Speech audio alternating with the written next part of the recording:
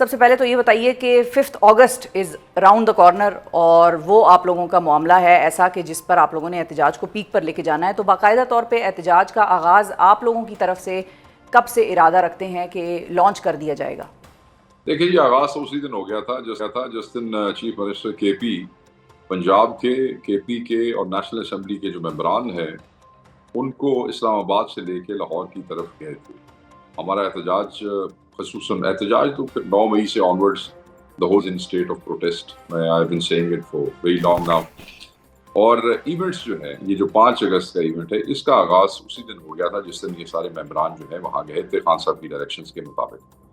अब उस दौरान, उस दिन से लेके आज तक, अगर आप सोशल मीडिया देखें क्योंकि आपके टीवी चैनल्स तो दिखाते नहीं हमारी एक्टिविटीज़, अगर आप देखें तो आपको नज़र आएगा कि पंजाब के मुख्तलिफ अजला में अपनी कैपेसिटी के मुताबिक लोगों ने मोबिलाइजेशन शुरू किए हैं। कहीं पे कन्वेंशंस, कहीं पे रैलीज, कहीं पे पम्फलेट्स तकसीम हो रहे हैं, कहीं पे फ्लैग होस्टिंग हो रही है और डिफरेंट छोटे डिफरेंट तरह के प्रोटेस्ट हैं जो हो रहे हैं।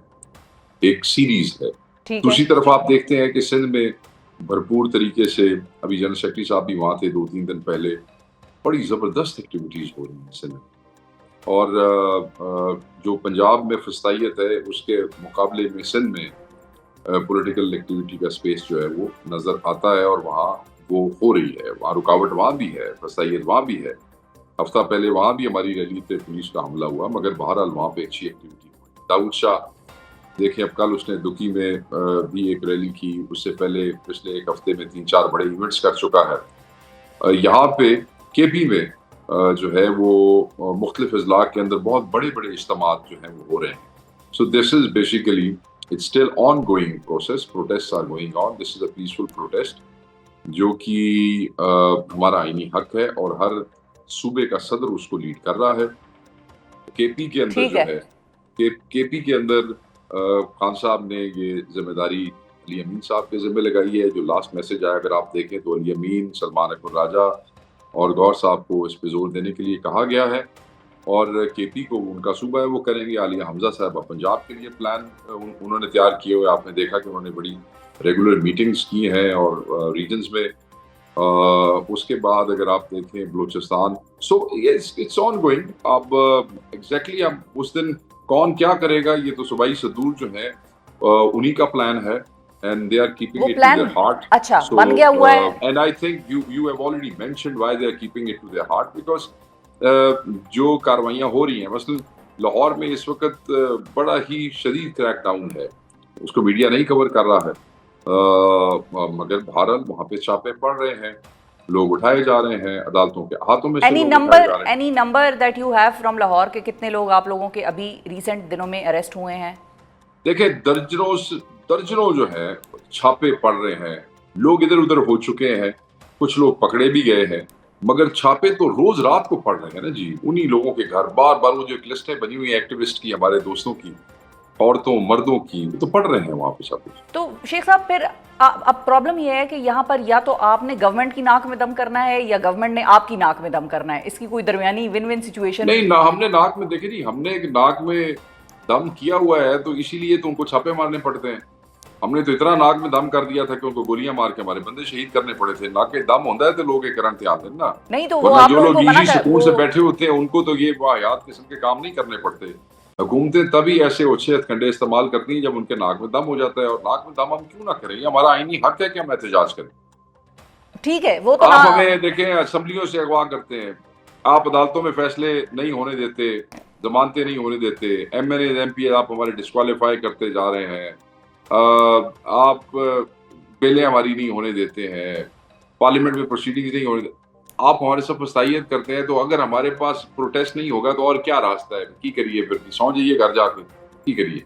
तो वो प्रोटेस्ट मजीद नाक में दम करने के लिए किस तरह इनफ बनाएंगे आप लोग? मतलब वो कौन करेंगे जी, करेंगे सारे। देखें, जो अपनी क्योंकि इस मर्तबा आप लोग इस्लामाबाद नहीं आ रहे ना, इस मर्तबा जो मौजूदा कैपेसिटी है पाकिस्तान तहरीक इंसाफ के वर्कर की, उससे बढ़ के ही वो बेचारे करेंगे जो भी करेंगे। वर्कर तो करता है ना शेख साहब, वर्कर तो कर रहा है बेचारा, वर्कर तो गोलियां भी खा रहा है, वर्कर तो शहीद भी हो रहा है, वर्कर से तो गिला किसी का नहीं होगा, खान साहब का अपना भी नहीं होगा। लेकिन जो प्रॉब्लम है वो प्रॉब्लम ये है कि एक यूनिफाइड वे में पीटीआई एहतजाज किस तरीके से करेगी, और क्योंकि इस्लामाबाद पहले जो नाक पे दम होता था गवर्नमेंट का। मुझे आपकी समझ नहीं आ रही, यूनिफाइड क्या यूनिफाइड होता है?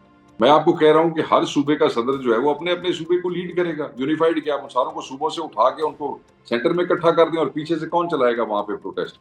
हर कोई अपने अपने उसमें सूबे में कर रहा है। They have their own plans. Imran Khan साहब ने बड़ी सख्ती से कह दिया था कि कोई इस्लामाबाद की तरफ नहीं आएगा। So that's not even the plan as directed by Imran Khan साहब। अच्छा, और खैबर पख्तूनख्वा में, पेशावर वगैरह में एहतजाज करने से देखें तो लास्ट टाइम लाहौर गए हैं, तमाम एमएनएज एमपीएस गए, वो एहतजाज तो नहीं था ना शेख साहब, एहतजाज तो नहीं कहे ना उसको एहतजाज कैसे हम कह सकते हैं? उससे क्या फर्क पड़ा गवर्नमेंट को? कहाँ उनके कान पे जूं रेंगी? क्या मतलब है उसको आप एहतजाज समझते हैं जो यहाँ से खैबर पख्तूनख्वा का एमपीए गया? और आप क्या बात कर रही हैं शिफा, क्या बात कर रही हैं आप? जिस सूबे के अंदर 9 मई से लेके उस दिन तक मॉल रोड के ऊपर एक झंडा किसी को लहराने की इजाजत नहीं थी, वहां 500 गाड़ियों का काफिला झंडों समेत इमरान खान के नारे मारता हुआ पूरे लाहौर शहर में गुजरा है। कोई एक्टिविटी आपने देखी है 9 मई के बाद इस किस्म की वहां पर?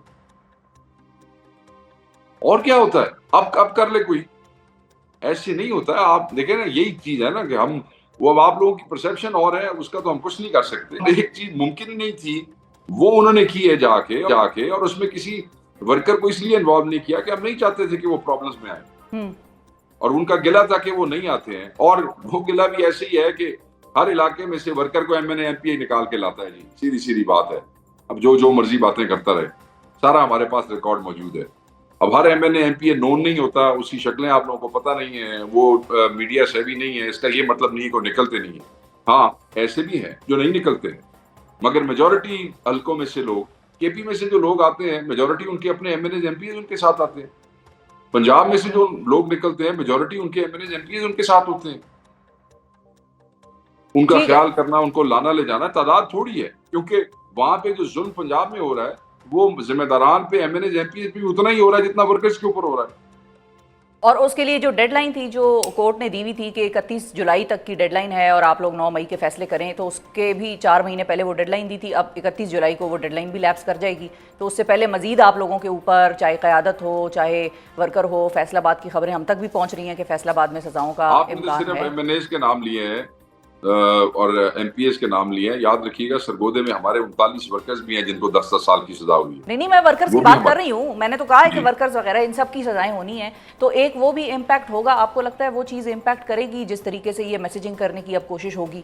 देखिए, हम सजाएं देंगे अगर तुम लोग निकलोगे। ये जो सजाएं होती हैं ये ऑब्वियसली नाहक सजाएं हैं। ये सिर्फ डराने के लिए, लोगों को अपने कॉज से हटाने के लिए हो रही हैं। और इसकी क्या वजह है? एक एमएनए एमपी जो लाखों लोगों का नुमाइंदा है, उसको एक झूठे पर्चे के अंदर आप 10 साल की सजा सुना के डिस्क्वालीफाई करें और साथ उसको जेल भेज दें, उसको सजा दे दें। वो जो 4-5 लोग बेचारे बुजुर्ग वहां पड़े हैं जिनको 26 महीनों में एक दफा आपने बेल ग्रांट नहीं की, जो उनका लीगल राइट था, जिसमें एक सेनेटर भी मौजूद है, जिसमें वाइस चेयरमैन भी हमारे मौजूद हैं, जिसमें हमारी यास्मीन राशिद साहब मौजूद। तो ये टैक्टिक्स डराने के लिए है ना, लोगों को अपने मिशन से हटाने के लिए है। मगर आप देख लें, कोई हटा है, कोई भागा है।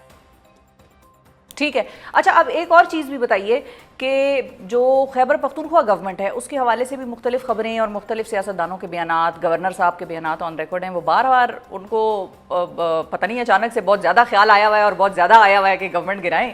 तो कुंडी साहब जो हैं वो तो उन्होंने तो मेरा ख्याल है पिछले एक हफ्ते में 3 से 4 मरतबा ये मेरे ख्याल में कुंडी जो है उसको दिया ही गवर्नर का ओहदा इसीलिए गया है और उनकी यही जिम्मेदारी है, उनकी यही नौकरी है, और तो उनका कोई मेरिट नहीं बनता था ना, सिवाय इसके कि आप तेरा इसमें वो तो गवर्नर बने भी।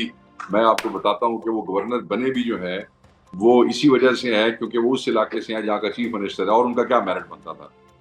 अपनी सीट तो जीत नहीं सके थे, ठीक है।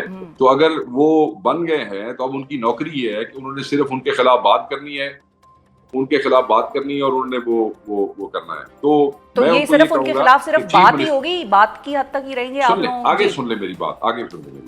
चीफ मिनिस्टर ने जो इस्लामाबाद में हम सब ने, पूरे पाकिस्तान की क़यादत ने इकट्ठे होकर प्रेस कॉन्फ्रेंस की थी, आपको याद है? जी। उसमें कहा था कि आ जाओ, ब्रिंग इट ऑन। जो कुंडी साहब, मैं भी कुंडी को यही कहता हूँ, ब्रिंग इट ऑन। बातें करने की बजाय ना वो जिसको तुम इमरान खान की जिस मुजाहिद को बार बार चैलेंज कर रहे हो कि हम उसको हटाना चाहते हैं, वो तो कहते हैं आओ ना। ये जो है ना, ये जो सारा तूफान जो चाय की प्याली के अंदर है, ये गवर्नर हाउस के अंदर ही आता है और गवर्नर हाउस में ही खत्म हो जाता है। 4 दिन पजीराई होती है। ये ना हो कि ये गवर्नर हाउस भी हाथ से जाता रहे इनके।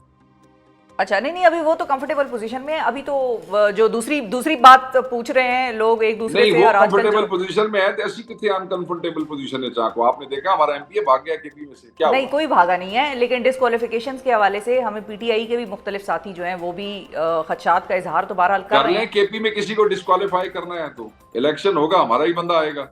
और यहाँ पर एमएनएस जो हैं आपके कौमी असेंबली में, उनकी लीडर ऑफ द ऑपोजिशन के हवाले से हम बात सुन रहे हैं, उमर अयूब साहब के हवाले से। जी बिल्कुल। और इलेक्शन कमीशन का एक लेटर मैंने देखा है अभी जी, आपकी गुफ्तगू से थोड़ी देर पहले। ये बड़ी ज्यादती है कि इतना जल्दी, ये जो इसको कहते हैं इनडिसेंट हेस्ट अंग्रेजी में कहेंगे, ये जो है ना बेहुदा किस्म की उजलत का मुजाहरा इलेक्शन कमीशन ने किया है। तो लफ्ज तो अंग्रेजी में तो यही है, उर्दू में मैंने अब आपको खुद वो कर दिया है। जी, मतलब है कि अभी वो जो उनकी उसके बाद एक पूरा प्रोसेस है।